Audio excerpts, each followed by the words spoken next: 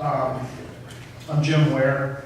I you can tell by the jacket I worked at Kilo a long time.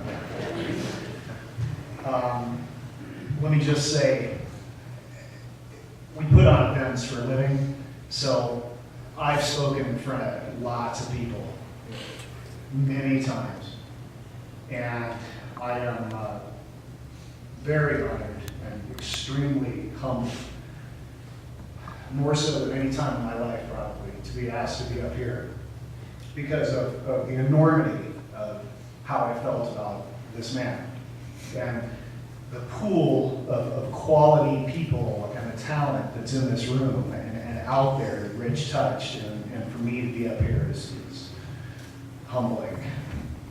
There's not another word for it. Few men in their lives achieve the title or status of legend, and even fewer achieve that during their own time. And Rich Hawk was one of those guys, and it's not cliche, it's a fact.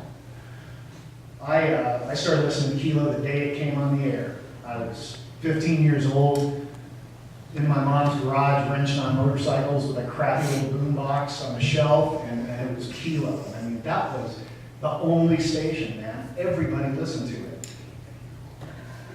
And I hear Rich, as soon as I came home from school, I was in the garage, wrenching on that bike. And Rich Hawk in the afternoon, and I mean, he was the best. He was just larger than life, even just on the radio. Then a few years later, this thing happened, and it sounds kind of lame now by today's technology standards, but Rich came up with this idea, and Rich and Lou bought an hour of TV on Saturday night on a TV station. And music videos were brand new. There was no MTV. And they bought an hour, and they played music videos on the TV. And Rich was the host. That was the first time I ever saw him. And we'd all gather around, a bunch of us, and we'd get tuned up, and we'd turn the TV on and turn the volume down on the TV, and then you turn the stereo on. And the music was broadcast on Kilo, and you watched it on the TV, so you had TV and stereo. And it was like just the coolest thing, man. We waited all week to watch radio vision on Kilo. That's the first time I saw Rich. And I had a cousin who was a salesperson at Kilo for a short time, Jerry Sutton, and knew we worked with him. So I got to go to a couple Kilo functions, and they'd be having the 4th of July in the park or thing down in Pueblo Reservoir and stuff. And I never got to meet Rich, but I knew who he was, and he was like 10 feet tall, man, to me. Very shortly after Kilo came on, it was like this monster rising up from out of the ground. And Rich and Art Phillips and Doug Clifton and Alan White and these guys, they put together this thing.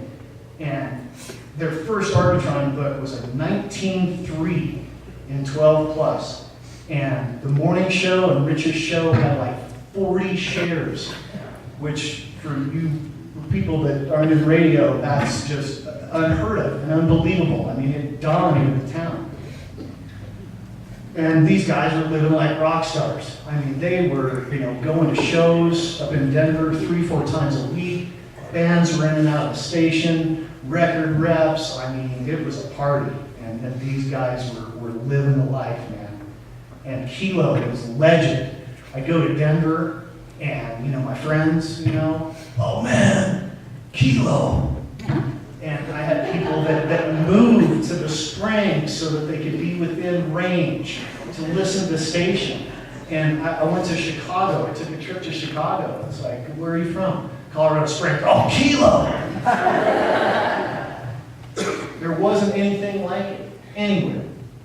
And it was his vision that made it happen. That bit of exposure in my young life led me to want to go into radio. So when I went to college, immediately I went down, signed up to do an air shift. I became the station manager. And that was my life. So when I heard Rich pass last week, we made this online tribute page. And immediately there's like 100 people on there. And there's like 300 now. And overwhelmingly, the thing that was said over and over and over was that, Rich Hawk gave me a chance. Whether it was my first chance, or my second chance, or my third chance, he gave me a chance to succeed, whether it was a band, a record person, or a jock at the station, or whatever. And so a lot of people shared their experiences with Rich, and I mean, it's funny to read. My first experience with him was, I guess I was a junior in college, and I wanted to do an internship, and there was only one option, period, or I wasn't doing it. So I went in the station 3, 4, 5, 6 times, and every time, the girl at the desk, there's a young man down here to see you, tell him I'm busy. So like the 7th time, I just hung out outside and I waited her for go make some copies, or get coffee, or doing something, and I just went up the stairs. And I went around the corner, and I turned left, and there he was, sitting back in his chair, cigarette in his hand, talking to some record person. And I just was frozen. So I stood in the doorway, he gets done, he hangs up. What do you want? I said, well, I want to be an intern. And he leans forward and he says, I don't like interns, I don't have time for them. And he started shuffling papers, and I stood there, and it was like, seemed like an hour of sweating and knees buckling, and we had some more conversation, and then there was some begging and groveling. And I made the mistake of calling him sir. I was told very quickly not to do that. So anyway, he leans up and he says, all right, and he says, let me tell you something. And he points, and he says, if you ever think you're ever going to touch anything that goes out on the air, you are fucking mistaken. Do you understand? Yes, sir. I got it again. So he says, all right, come back here. So he takes me back to Alan White's office. And there's this closet, and it's lined with shelves, and it's all full of albums. There's no CDs back then, it was all vinyl. And the floor of the closet was like this thick with records laying there. They're out of the jackets, there's broken ones. He's like, clean this shit. Sorry, ma'am. That's what So I went at it, man. And I don't know, maybe 3, 4 hours later, I come back and I'm like, okay. And he looks at me, and so we go back there, and I mean, it's clean, the stuff's, in there. Alan helped me what I could throw away, and I even alphabetized it. Not like totally, but the A's were together, and the B's were together. And I was like, cool, And a week later, I was on the air.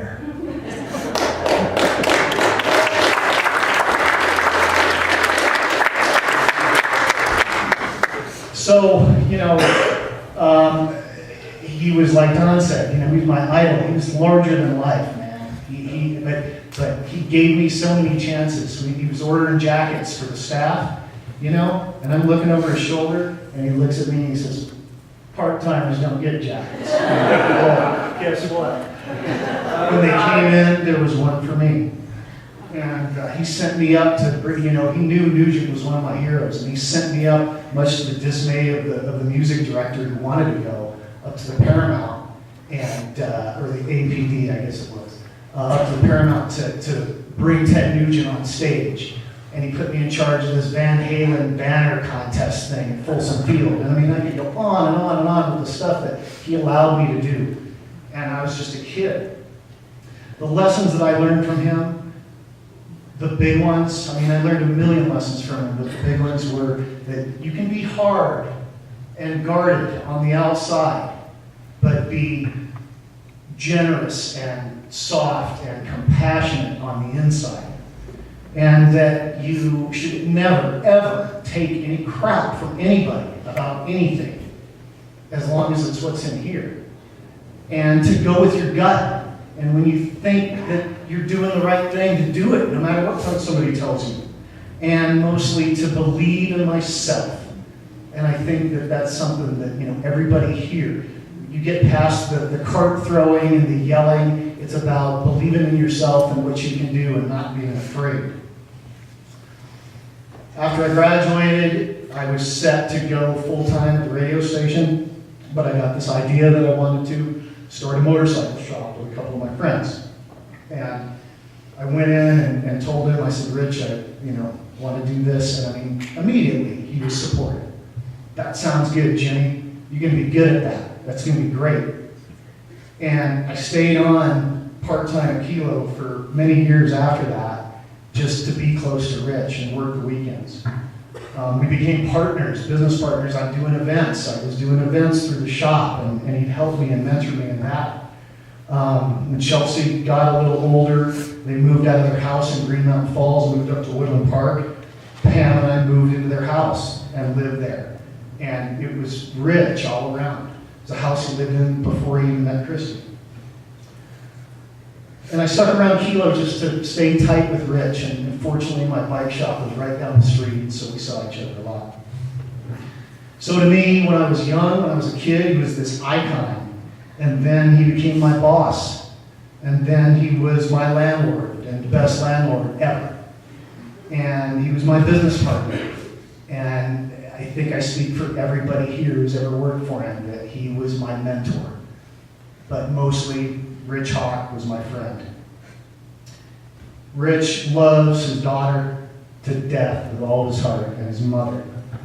And the boy, Gabriel, his grandson, was a real point of light for him in the last few years. And I talked to him, Pam and I both talked to him just a few days before he went in the hospital this last time. And he talked about his trip to Florida, and he took Gabe, so he had all his grandkids, Gabe and Zion and Rhiannon and Aiden, and they were all together, and you could just tell in his voice how much that meant to him to make that happen. And like I said, for everybody, everybody wonders why, this hits so hard this one. We've all lost people. But, Rich was a giant of a man.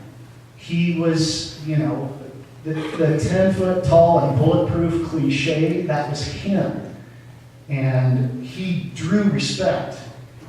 And when a giant stumbles and falls, the earth trembles. And we all feel it. And so, it hits you in here, because a guy like that is forever. He took a lot of blows, in the last few years, and even a bulletproof guy can only take so many blows. With his health, retiring from the station, that was his life. And then, the biggest blow was the loss of his wife a few years ago. And in the end, that strain was just more than he could take, and we lost him. But I like to look at it as a reunion now. His passing. You look around this room, there's a common thread amongst all of these people, and thousands of them that are out there that couldn't be here today. And the legacy and everything that ties us together because of Rich and because of Kilo, this is a reunion. It happens here. There's people talking online that haven't talked to each other for years, and they will stay in touch now because of him. But more than that, the reunion that Rich is attending right now, all right, he is walking hand in hand with his wife, and it's beautiful, and it's peaceful, and there's no pain. You don't need no cigarettes, there's no doctors. You feel good all the time. And he's playing golf with Red and Gary and Terry, and he's reminiscing with his two brothers about, when they were kids. And he's hanging out with Stevie Ray Vaughan. And all those artists that are no longer with us that he helped make stars. And it's a beautiful thing, man. And he's there. So I'll wrap it up with some words from a song that kind of hit home. It's kind of cliche, but a Righteous Brothers song that says, if you believe in forever, then life is just a one-night stand. If there's a rock and roll heaven, well, you know they've got a hell of a band. And now they got the man in the house, and he's sitting back in his chair, and he's telling the band what songs to add and what songs to cut. And the soundtrack in heaven has never sounded like it has, because now they got the man with the golden ears. They've got our friend, the legend, Rich Hawk.